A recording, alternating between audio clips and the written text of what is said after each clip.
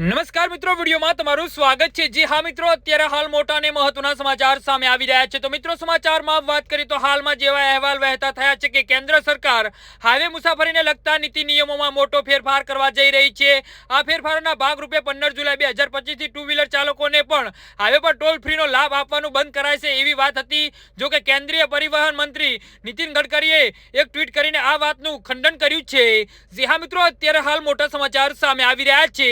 આ પહેલા અહેવાલો હતા કે ટુ વ્હીલર ચાલકો પાસેથી ટોલ ઉઘરાવવાનું સરકારનું પગલું તમામ નાના મોટા વાહનોને ફાસ્ટેગ દ્વારા ડિજિટલ ટોલ કલેક્શન સિસ્ટમના દાયરામાં લાવવાની નીતિઓનો એક ભાગ હતો। હાલ દેશમાં તમામ હાઈવે પર ટુ વ્હીલરને ટોલમાંથી મુક્તિ છે। તેનું કારણ એ હતું કે રસ્તાના ઘસારા પર આ વાહનોની અસર નહીવત છે। જે હા મિત્રો, ઉલ્લેખનીય છે કે આવા દાવા કરાયા હતા કે કેન્દ્ર સરકાર હાઈવે મુસાફરીને લગતા નીતિ નિયમોમાં મોટો ફેરફાર કરવા જઈ રહી છે।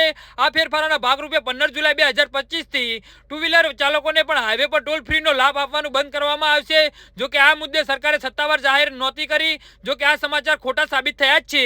જી હા મિત્રો, તો આના વિશે તમારું શું કહેવું છે તો નીચે મારી કમેન્ટ બોક્સમાં જરૂરથી જણાવજો અને અમારી યુટ્યુબ ચેનલને સબસ્ક્રાઇબ કરવાની ભૂલતા નહીં। ધન્યવાદ।